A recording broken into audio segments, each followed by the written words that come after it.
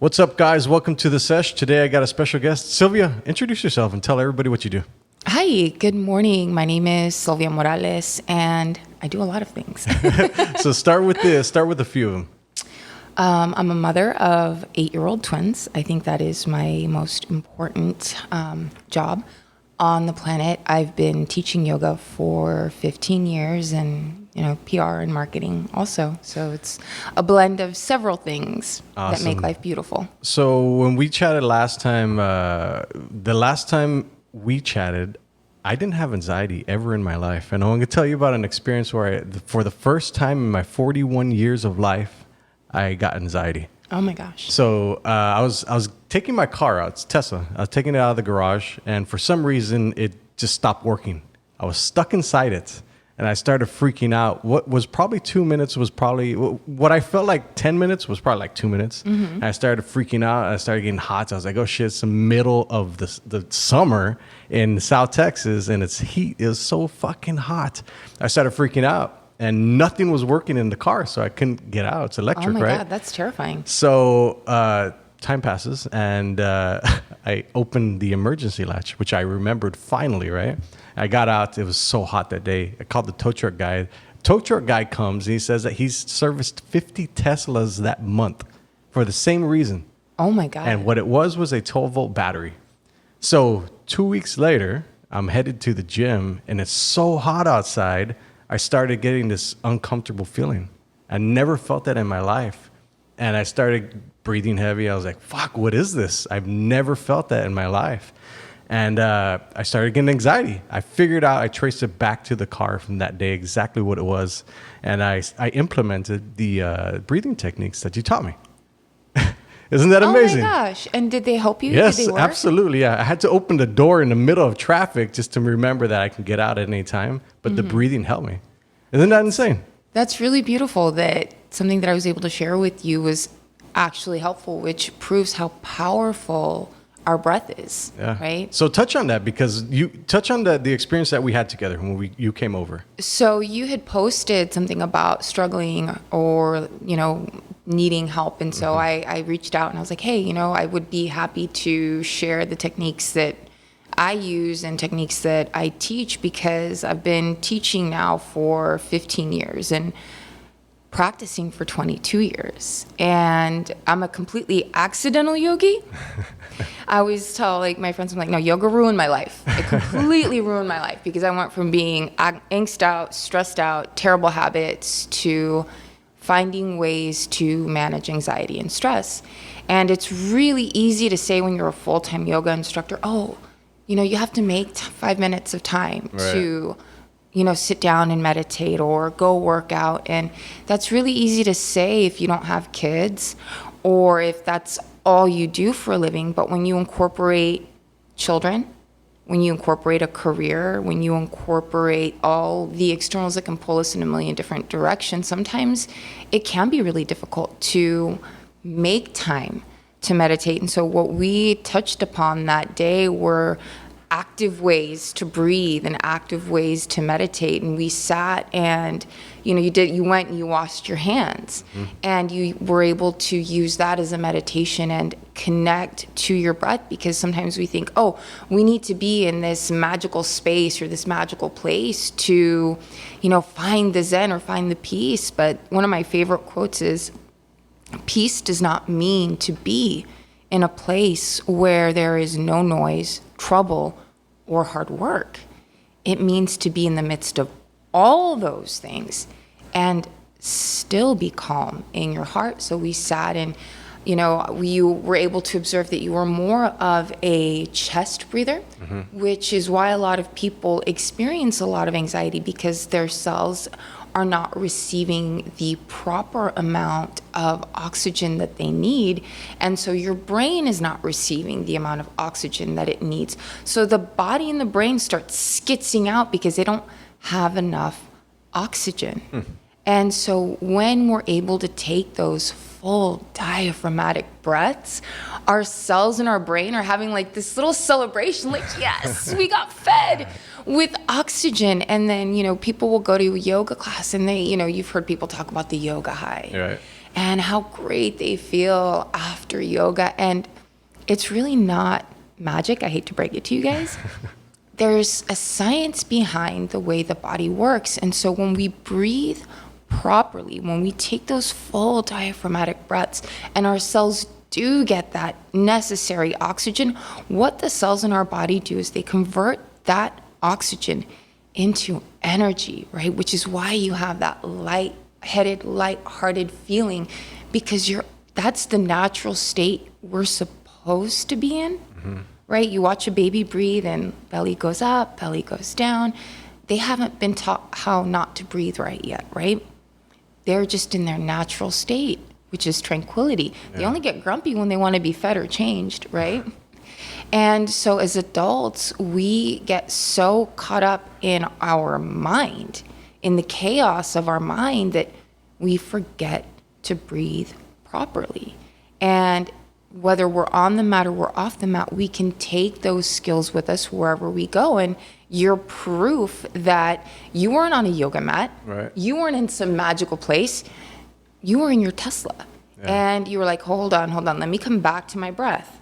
Let me utilize that. You didn't have to take a drug. You didn't have to go take a pill. You didn't, it was, let me stop and breathe, because our breath fuels every single thing that we do. We cannot do a single thing without breathing. Not a single function in our body can happen without the breath. That's why it's so important to pay attention to our breath, because our breath is always in the present moment. Yeah. It's our mind that likes to get chaotic. Well, I've heard that anxiety is what happens when you're living too far in the future and too far in the past in your head.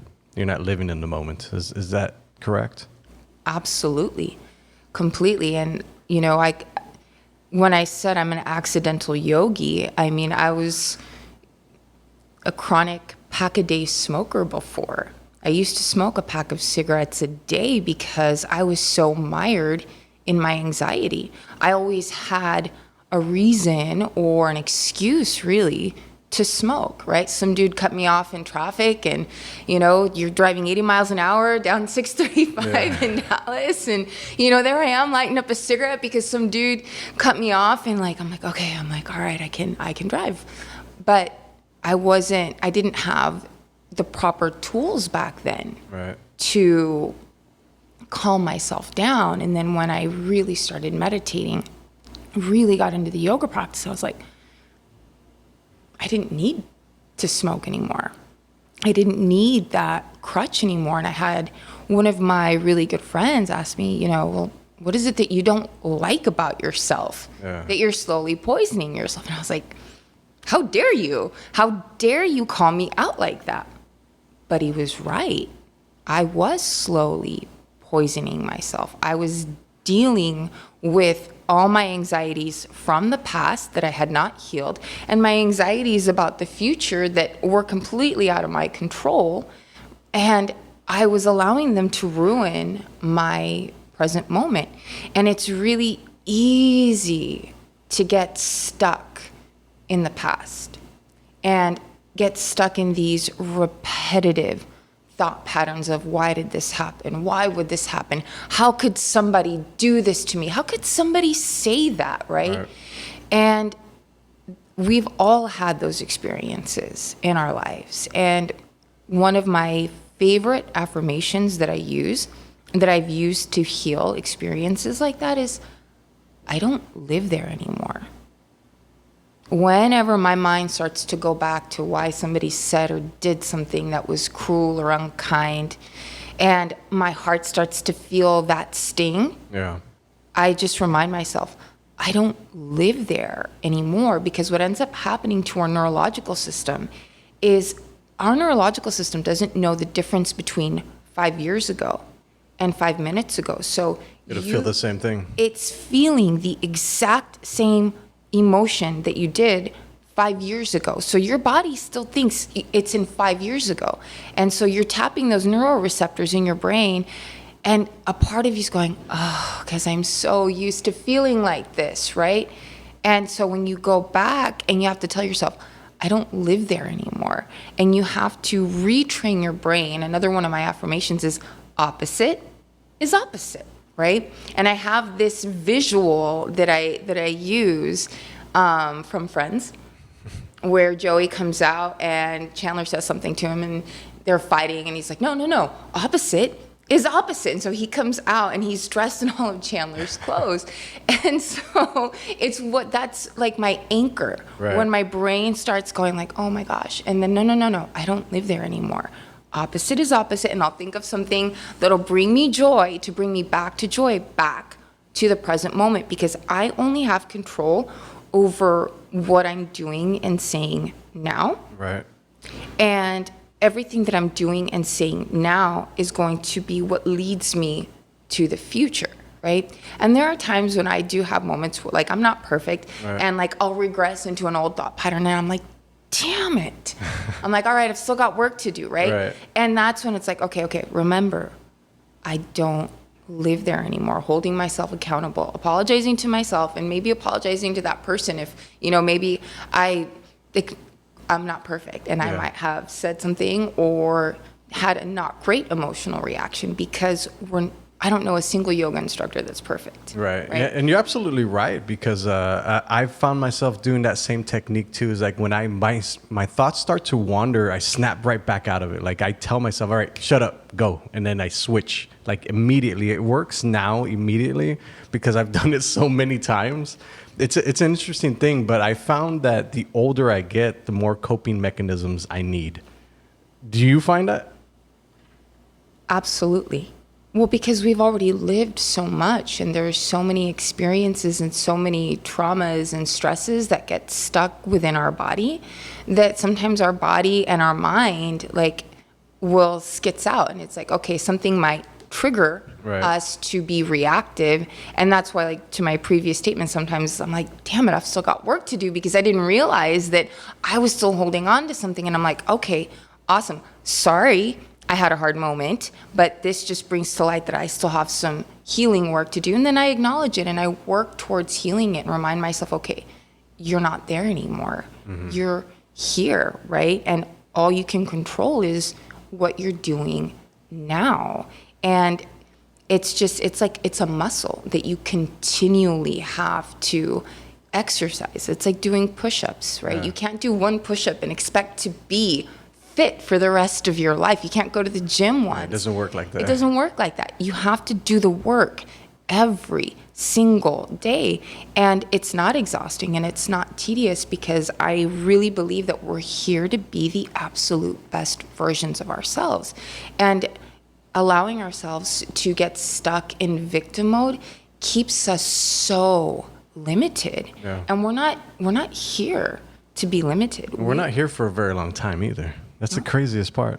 No, we're little blips of energy on this giant spinning ball of earth. How many moments do we get, right? One of my favorite quotes is, we cannot control the quantity of breaths that we take in this life, but we can control the quality of them, right?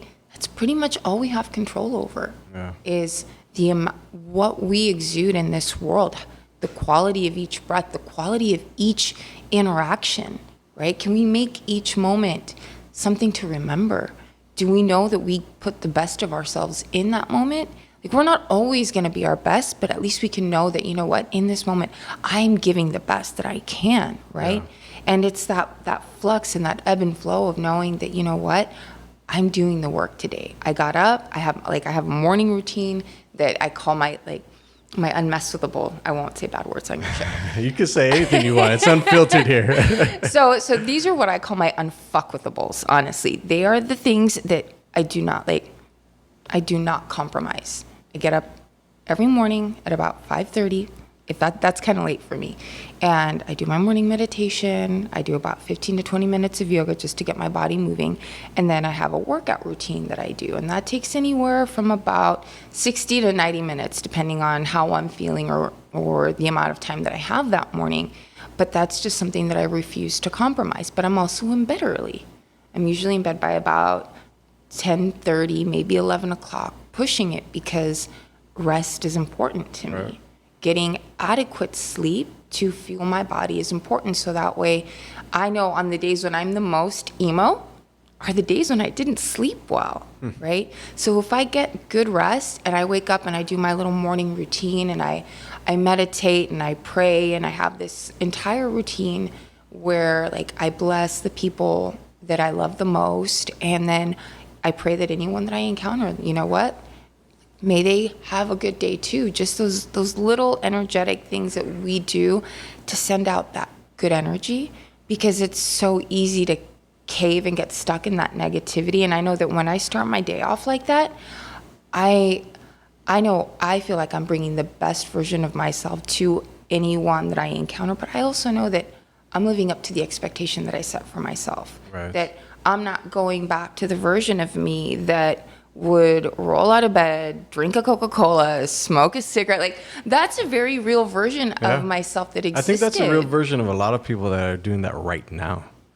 And you don't have to be stuck there. Yeah. Like, I'm proof positive that you don't have to be stuck in your limiting beliefs. You don't have to be stuck in what happened yesterday. You don't have to be stuck in the way that you grew up, right? That is just a story that we tell ourselves. That is a part of the story of your life, very much, but we're all architects, we're all writers, we're all creators, right? This is what's fun about working in marketing, right?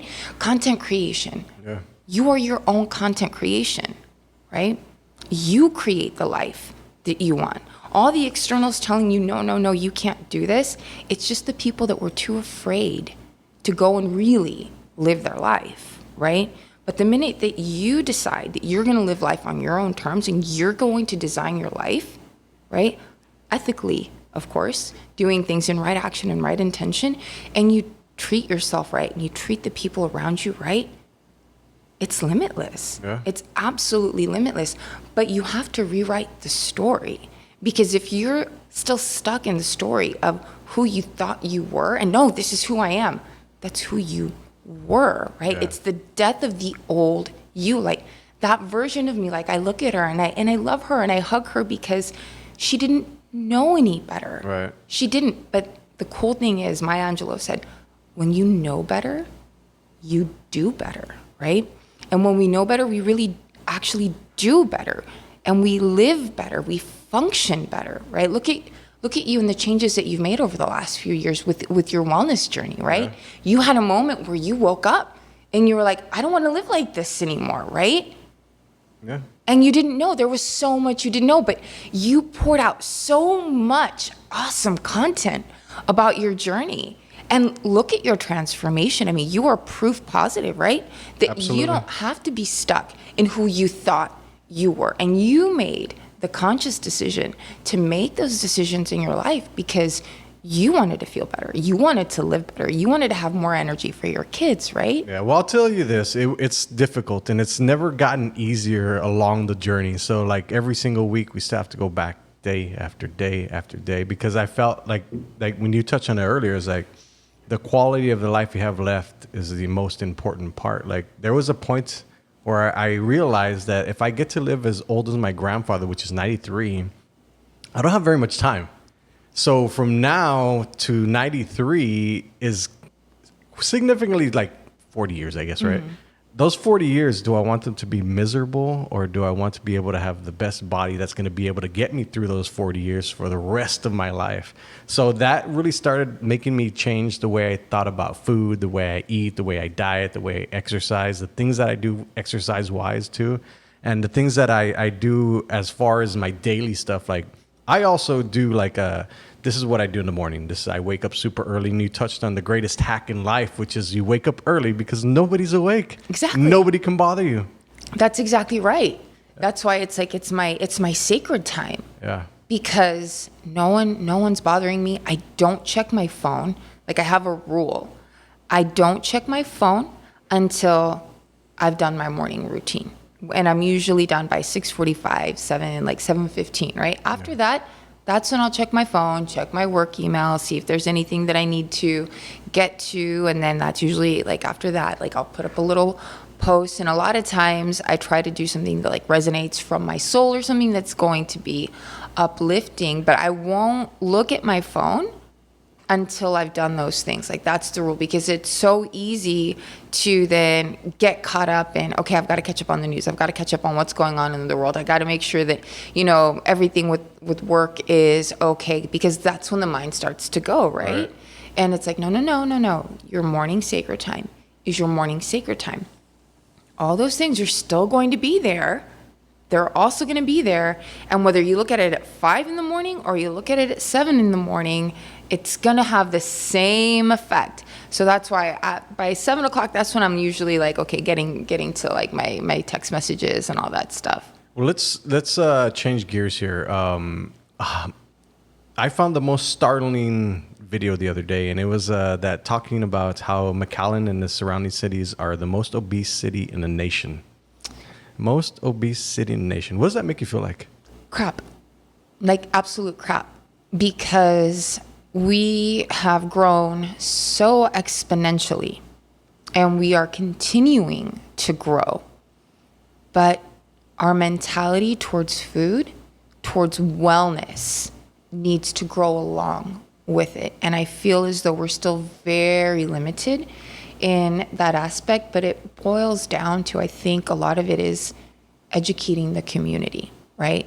Because most parents don't know that Cheetos aren't real food. Capri Suns and Kool-Aid, I hope I'm not getting in trouble for brand or anything like that. You're good.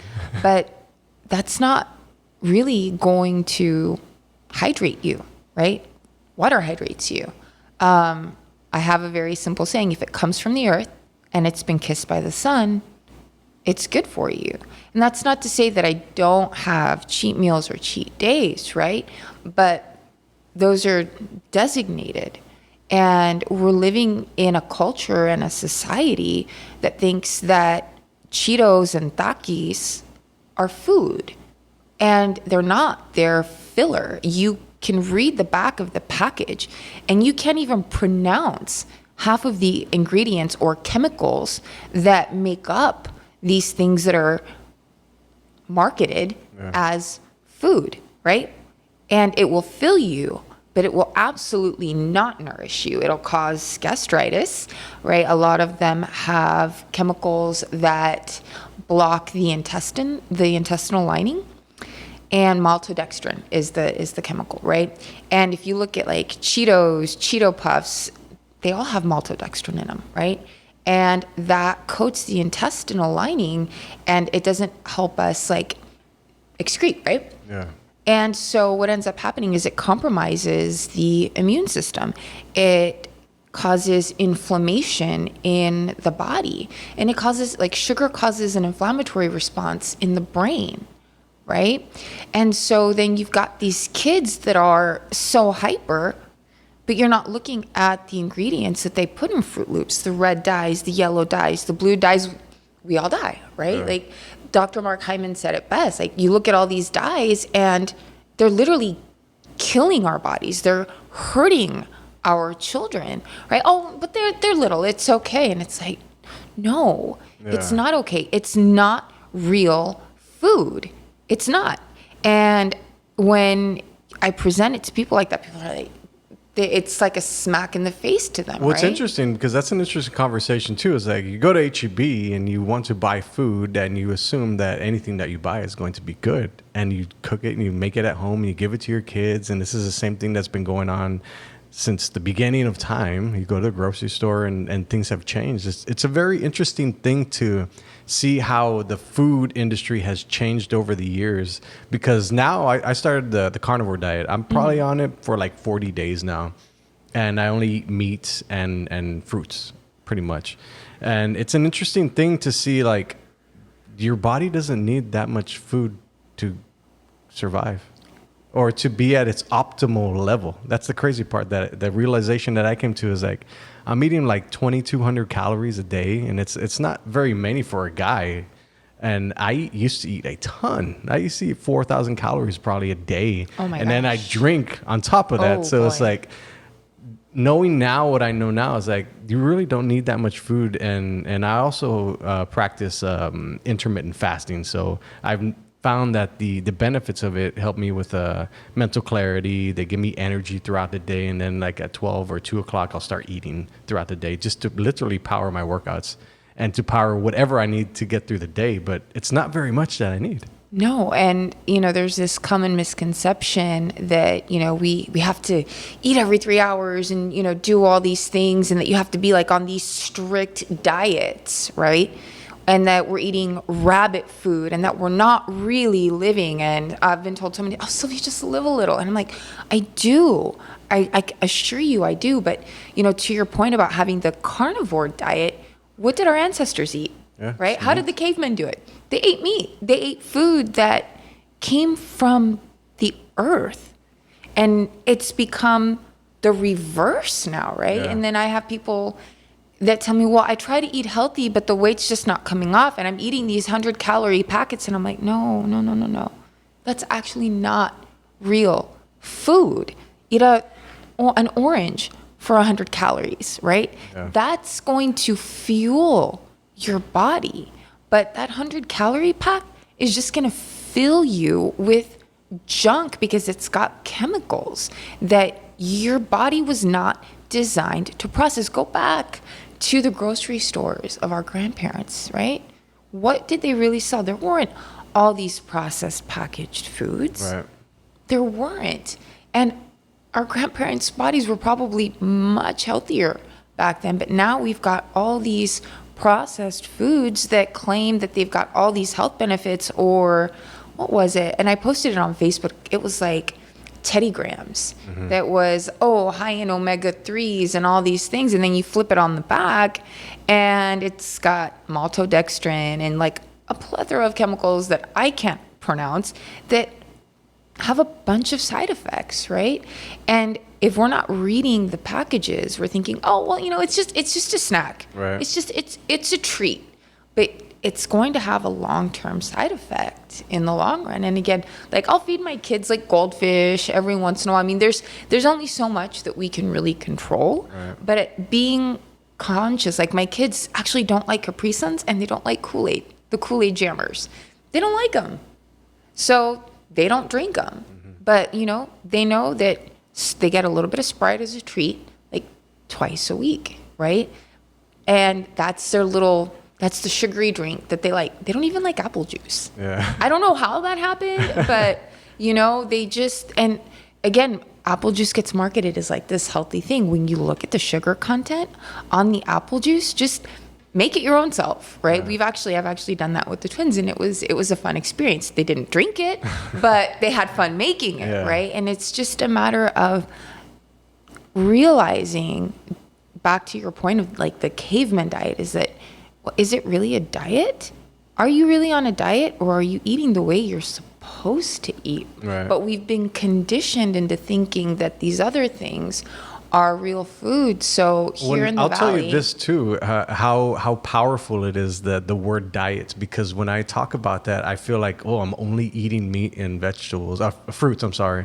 And for some reason, it makes me feel weird telling people that, because I feel like they're judging me. You're just eating meat and bananas and berries. It's like, yeah.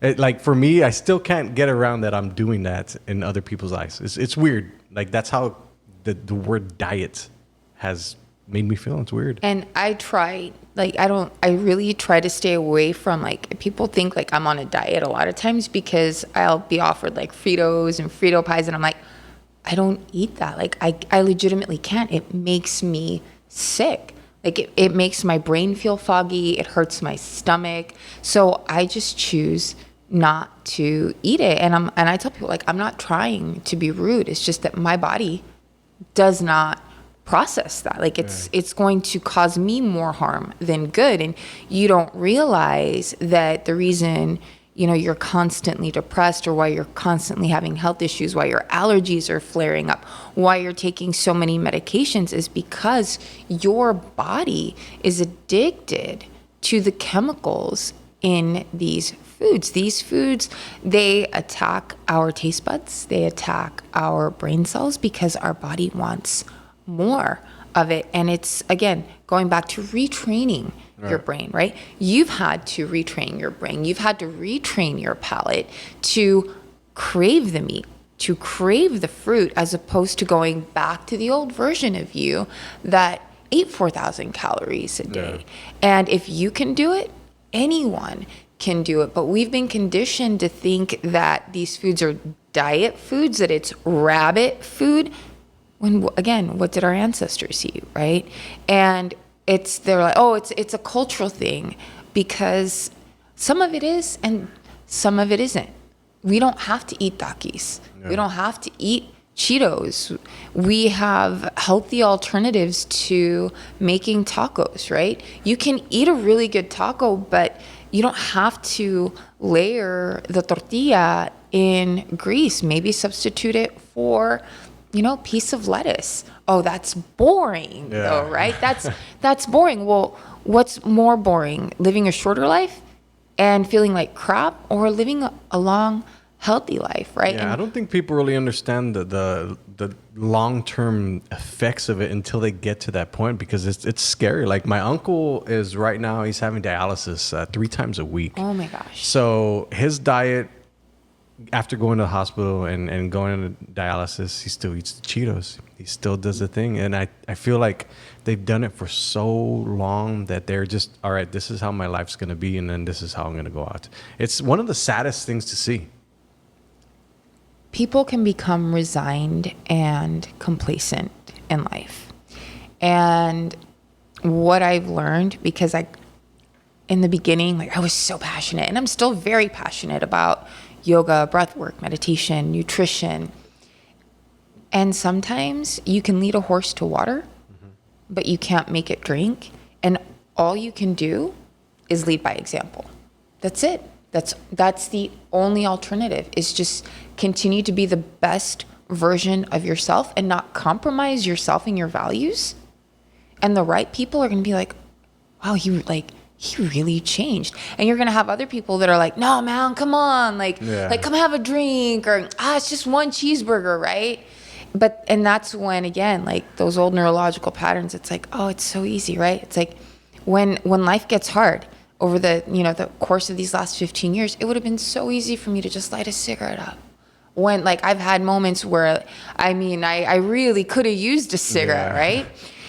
And looking at myself and going, but that's how the old version of me handled things. I don't live there anymore. I'm not going back to that version of me. I'm not going to light up a cigarette, because then that means all the work that I've done, it's pretty much for nothing, because I'm going right back to the version of myself that was self-destructing. Yeah. It's another reason why I choose not to drink alcohol.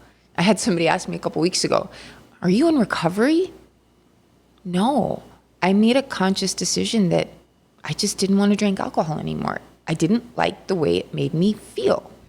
I don't need to fog my brain up. I don't like anything that takes me away from feeling reality, from feeling here and present in the moment, right? So I just made this decision, just not going to drink. And then all these studies start coming out, all the negative, detrimental effects that alcohol, causes. And if I am going to have a glass of wine, in the event that I choose to, I check my intention. Why am I drinking this glass of wine? Why do I need it? Do I need this? Probably not. It's going to enhance the flavor of my steak? Probably, right? But I'll check where I am emotionally and mentally. If I had a shitty day, I'm not going to drink a glass of wine, right? Maybe if I'm celebrating, right? But what's the cost for celebration? Or is it an excuse? Right. Because maybe I had something bad happen earlier, right? So I do try to be very mindful of that, because, again, I really do believe that my body is a temple, and I'm going to treat it as such. And if I want other people to believe in that, then I need to be the example of that, right? Yeah. Again, leading by example. I'm not going to tell you how to live your life. I'm only responsible for how I live my life. But if what I do resonates with you and it works for you, awesome. I'll share everything that I know if it will help you live a better life, right? That's why we're here. That's why we share this kind of information, because it makes us sad that we are the most obese in the nation. There's no reason for that. there's absolutely no reason for that. We've got this awesome place. I don't know if you've been there yet with your kids, Quisqueya. No, I have not. Oh my God. My kids had a blast there. It's an indoor parkour park. Huh. And it's good for kids. Where's but this? It's off of Jackson in Minnesota. Oh, wow. Okay. And it's the biggest parkour park in the United States. Really? They've already done like the stats on it. And you can jump, you can climb, you can jump up off a wall if you want to. I mean, it's a blast. And there are all these resources available to us. It's just a matter of, you know what? Instead of parking your kid in front of the television for 3 hours, you know what?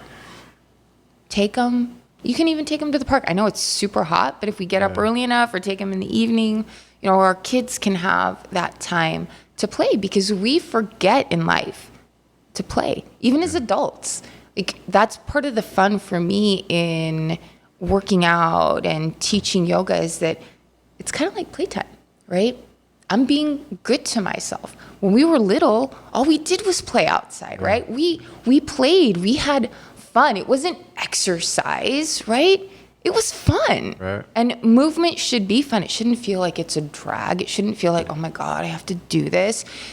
It's a privilege. Yeah, I feel like the worst thing that you can do is just sit on the couch for one day. Like, literally every single day you should be doing something to move your body. It's one of the most interesting things that I've ever found, that I started working out and I started dreading it. I was like, fuck, this is the last thing I want to do. And then I kept doing it week after week, month after month. And then now I'm in a year and a half and it's become discipline. But it's taken so long to go through that process. The only way I was able to do it is that 6 months later down the line, I finally started seeing results. And that's why I get why people give up, because it takes so long. But I think something had to shift in my mind, was like, I'm not doing this specifically for the looks of it. I want to be able to be healthy, because when I first started, I told my trainer, Mike, like, I'm only interested in vanity. I don't care about anything else. And then through the vanity came the health aspect. So I was like, oh, okay, well, now I feel like a capable male. I'm able to do things. I feel strong. I can do stuff that most men can do now. So just feeling that alone kind of pushed me to the next level. I was like, all right, let me see what else I can do. Let me see what else I can achieve in this fitness journey. So I kept challenging myself and I kept challenging myself. And now I got to the point where I can try any diet I want and nothing's really going to happen. I can just test it out now.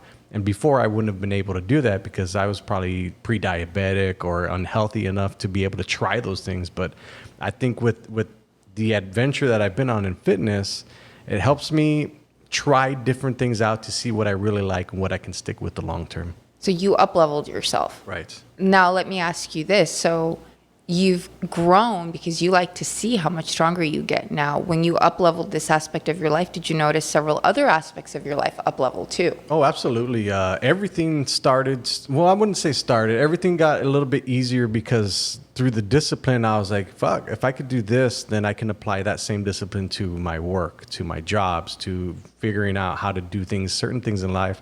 So a lot of things came to me easier now because I just applied the same principles. Like, you just do it consistently over time. And it's only a matter of time till you get to the place you're going to be.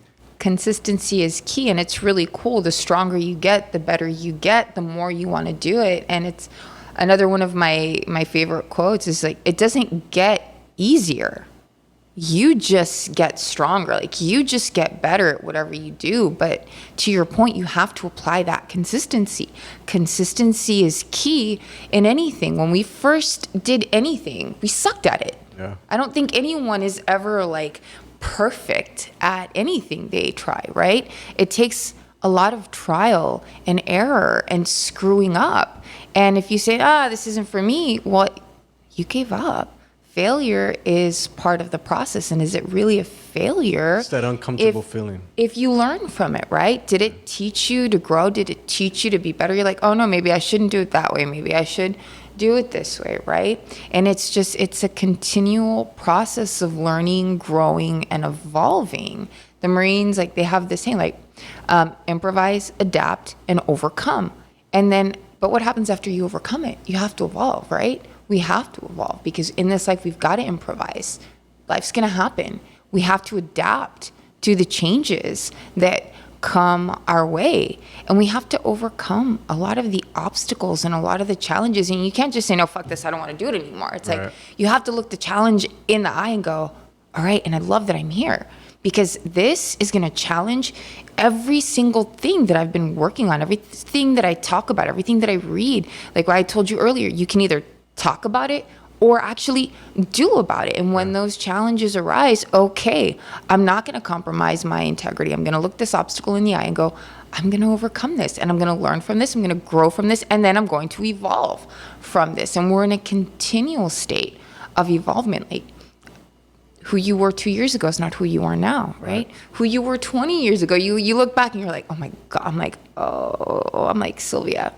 Well, I talk Bless about her heart. that. Yeah. I talk about that a lot too, because it's an interesting thing, because if you've been with people long enough in your life, they remember you exactly how you were, let's say 20 years ago. And if you fucked up back and then, they still hold that same person that you are 20 years ago, but not realizing that you've changed so many times. You had to work on yourself so many times. But for some people, they cannot get that out of their head. And I always talk about this, that it's a fixed mindset or a growth mindset. Exactly. There's only those two types of mindset. And you seem like you have a growth mindset. So how did you get that? Complete accident. I think I was just tired of myself. I think I really was. And it just goes back to that question that my friend asked me. What don't you like about yourself that you're slowly poisoning yourself?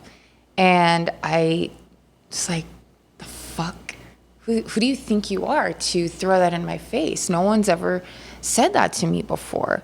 But it really made me look at myself and how I thought about myself. And we've been conditioned to think of ourselves so often as less than, as these limited beings. And I listened to, I've read a lot of books. I swear God has brought me the right people in my path to smack me awake sometimes. And I've learned to hold myself accountable. And for me, it was a lot of reading. And then once podcasts started, I started listening to podcasts. And I think one of the best things that I ever heard Tony Robbins say was, the number one addiction in the world is not drugs or alcohol. It's problems. And I felt like I just got bitch slapped in the face when I heard that, because I was like, oh, damn, he's not wrong. Because again, like I said before, we get stuck in our stories of who we think we are. Well, my dad was an alcoholic. He left. I never had a chance. I grew up in a single mom household, victim. And I know that's the reality for a lot of people, right? That was my reality for a long time, but it didn't have to stay my reality, right? It's only your reality if you want it to be. And you have to break yourself free of that victim mentality. And sometimes you have to claw your way out of it. That's all it is. And you have to trick your mind into thinking that it's happy, into thinking that it's going to be better, that you are not the victim of your past. Did those things happen? They absolutely did. They were very real, very valid. But the longer you hold on to them, the longer they will hold on to you, and the longer they hold you down. Yeah. And the minute you can go, that is a version of me, and I love that version of me, but I will not be held back by that version of me. I will honor that version of myself, but I will choose to grow every single day. I will read, I will move. You have to find your why. Find what motivates you to want to be the best version of you. You cannot allow yourself to be limited by who you were. And if you have a moment where, again, your mind starts to wander and you start to feel like, because we all have those moments, again, back to that affirmation, I don't live there anymore. I choose who I get to be here and now, right? I'm the one that has to find ways to reset, because again, it's easy if I want to go and hit up a bar and drink and light up a cigarette, but that's not who I choose to be. That's not the version of myself that I've created. Like, we're in a constant state of creation. We're not lost. Yeah. We're like, not all who wander are lost, right? We're in a state of creation. We can't be these lost victims in life. We get to choose, but we have to find what drives us. What is the why? For me, my why is my kids. That's the exact reason why I have my unfuckwithables in the day, because they deserve the best of me. Anyone that I encounter deserves the best of me. But you know what? At the end of the day, I deserve the best of me. I'm not competing with anybody. Right. Just the version of me that I refuse to be, because I look at her and I go, oh my God, that version of me thought she was so limited. And the minute it's like this visual of just everything around you, like exploding and saying, no, fuck this. Like, This is not who I want to be. I'm going to create my life and I'm going to live life by design. And you're going to have the people that tell you no, the people that keep you in that box of who they think you are or who they think you should be. Especially is when we get stuck in like good girl syndrome, right? And it's like, no, that doesn't have to be who you are. You choose to create who you are, but you have to set those defined boundaries. You have to write it down. And I have done that a lot, where I will write down how I see my life. And it's not going to happen overnight. And just like you said before, when it came to wanting your body, like 6 months in, and you're like, fuck, I'm not seeing a single result, because you're being tested. How badly do you want it, right? Are you going to give up right at the beginning? Because if it was given to you at the beginning, you wouldn't value it. You're not going to value it, right? You sweat for it. You might have bled for it. You might have cried. You might have said, no, fuck this. This is too hard. I cry every single day I go there. It's never stopped. Doesn't it feel good, though? You feel accomplished, Absolutely, right? yeah. Absolutely. And you throw that extra push-up in. Every day you throw an extra push-up in. Why? Because you can. Because it's a privilege. Maybe you have to modify it. Maybe you're not going to get that extra push-up in. Maybe it's going to take 6 months to be able to do a full extra push-up. But the only one holding you back from doing that extra push-up is you. Right. That's it. We're the only ones that get in our way. Well, so-and-so said this or so-and-so said that. Do you need so-and-so in your life? Yeah. Or are you just keeping on to those people because they were a habit of who you used to be? And then people will, oh, you've changed. Fuck yeah, I changed. I'm not who I was anymore, yeah, right? That's one of the hardest conversations to have, because a lot of the things that you used to do, you hang out with certain friends and you've always done this every single weekend, and you stop doing it, and then they're calling you like at 10. It's like, hey, let's go out. It's like, dude, I'm already in bed on Saturday. I feel like I'm one of the most boring people in the world, but honestly, I wake up and I feel great. I feel good. I get what I need to get done. And I'm pushing forward. I think at this time in my life, forward progress is the only thing that I'm interested in, because I'm not interested in being 55, 60, still hanging out at bars with my friends. I'm not saying that that's a bad thing. I don't care what people do. But for me specifically, I have specific goals that I want to hit. And it's going to happen till I'm 93, till 100. So all those things, I feel like the power of the word is very important.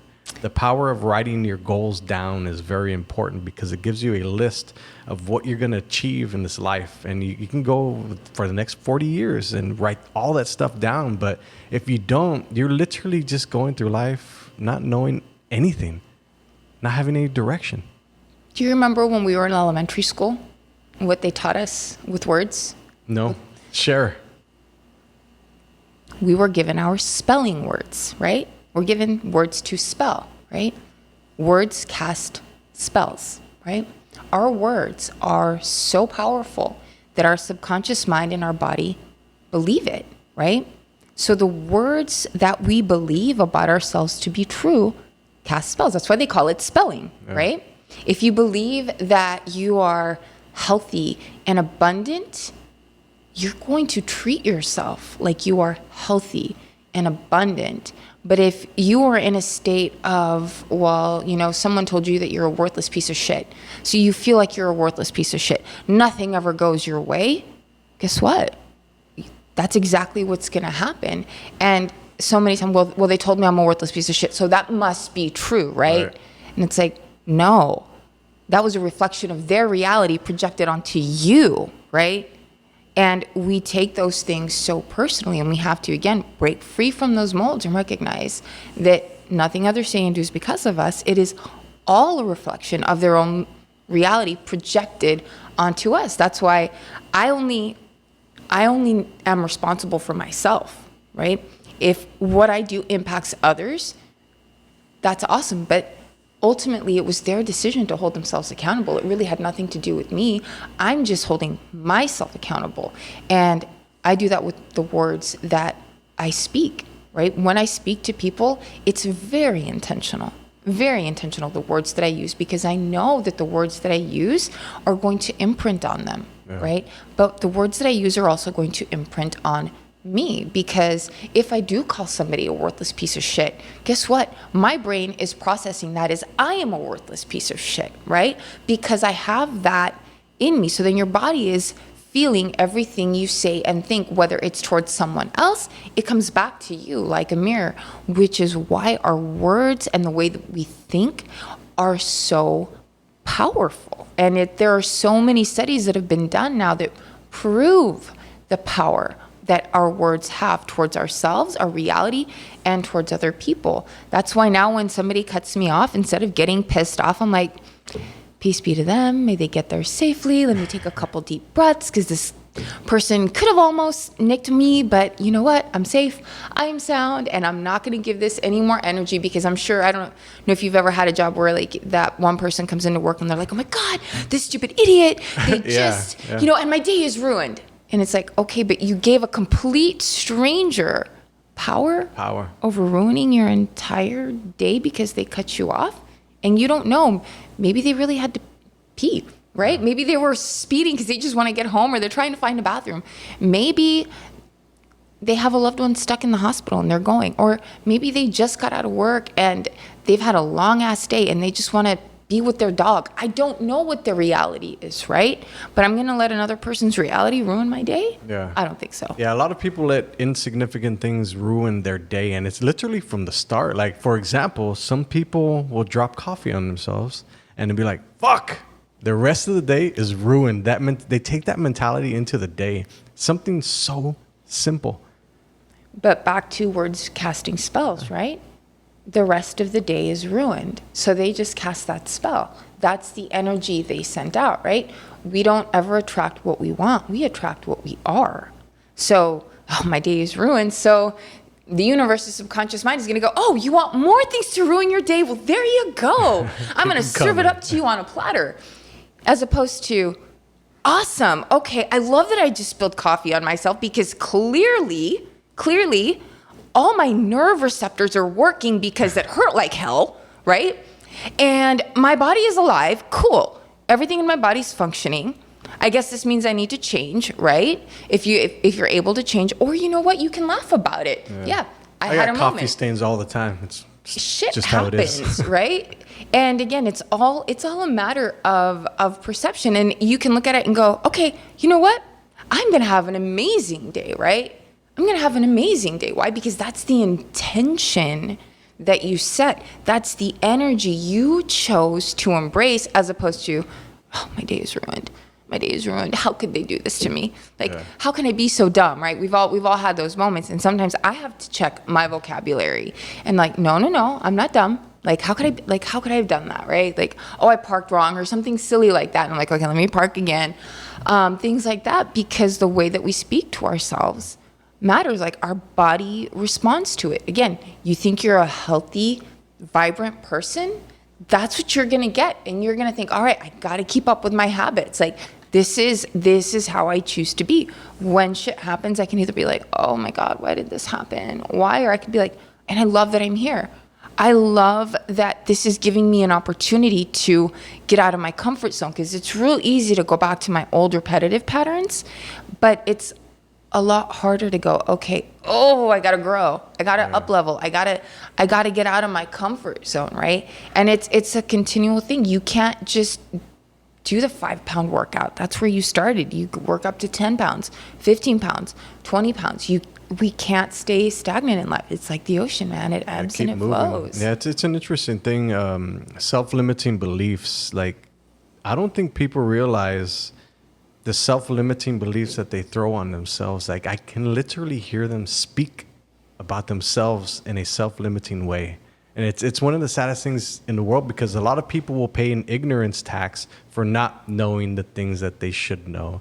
And I found this out through a lot of podcasts, that if you want to learn something, reach out to the people that know it. And if they're going to charge you for it, then just fucking pay it, because it's faster to learn it through them, through all their skills and all the stuff that they acquired over the years. It's easier just to pay them instead of paying the ignorance tax. Yep. It's one of the most interesting things in the world. And I don't think people realize that. You have to invest in yourself. You have to invest in your growth. Like, it's a non-negotiable. Whether you spend $15 on a book that's going to make your life better, right? But you didn't just spend $15 on a book, right? How many hours did it take you to read that book? That's another investment. Okay, so you read the book. You spent $15. You spent 3 days reading the book. So is the book just going to sit on the shelf now? The next step is the application of what you learned in the book, the application of what you paid for, right? Because it's really easy. Okay, yeah, so you went to the class that you paid for. Did you apply it? Because some people are like, oh, I didn't get anything out of it, because you didn't want to get anything out of it. Because you wanted to stay in your limited belief. Oh, that was a waste of $50, right? Or whatever. And then the other person got a ton of value out of it, right? Because there's always two sides to the coin, right? Yeah. Growth mindset or fixed mindset. People do things either out of love or out of fear, right? They stay in a fixed mindset out of fear, but out of love for life, out of love for learning, you stay in that growth mindset, right? Because it's easy to go, oh, well, no, this isn't going to work. I've always done this job. I'm good at this job. I should stay at this job because it's safe, right? It's safe and it's what I know. And everyone's going to tell you, no, you have to stay where you are, because this is what's safe. This is what pays your bills. Right. And a piece of your soul is miserable because you feel like there's so much more that you should be doing, but because you're afraid, you stay where you are, and you never really know where you could go, right? Even with the yoga certifications that I had. At the time, I was so limited. I didn't know how I was going to get the money for the yoga certifications. I didn't even know if I was going to be smart enough to finish the yoga certification, because the anatomy and physiology portion of it was terrifying to me. But I told myself, no, I was going to do it. I was going to work extra shifts. I was going to do whatever it took to get that yoga certification, because it was like $5,000, right? And that first yoga certification has paid itself back in so many ways. It wasn't just about the $5,000. It wasn't just about passing the anatomy portion of it. It was about testing myself and the limits that I had placed on my own self. So then I made it through the anatomy and physiology portion. I learned all the asanas. I learned all the breathing techniques. Then when I went back to college, I thought, oh, let me take anatomy and physiology for fun, because I want to be a better yoga instructor. I was the only person in there not trying to get into the nursing program or the PA program. And it was hard. It was really fucking hard. And I had days where I wanted to cry. I had days when I wanted to give up. And I told myself, no, I'm going to make it through this. And I got a B. And for me, that was awesome, because there was chemistry involved. And I had to break myself out of that limited part of myself that told me that, no, I couldn't do it. And I just had to tell myself I was going to do it. And I did it, right? And it just takes sometimes it's just baby steps, right? Telling yourself, you know what? Maybe you're just going to walk for 5 minutes. Maybe you're just going to go to bed 5 minutes earlier, and you're going to get up 5 minutes earlier so you can take that 5-minute walk. Cool, you did that for 1 week. Go to bed 10 minutes earlier the next week. And then it starts becoming a habit and making it bite-sized, because the habits that I have now, I didn't have 20 years ago. Right. The habits that I have now weren't even around when the twins were newborn, right? Which is where I came up with washing my hands is going to be my meditation, because I had 2 infants, 2 newborns. I'm breastfeeding, trying to get the hang of new motherhood. I've been having my yoga practice all these years, and now I've got these two gorgeous humans to care for.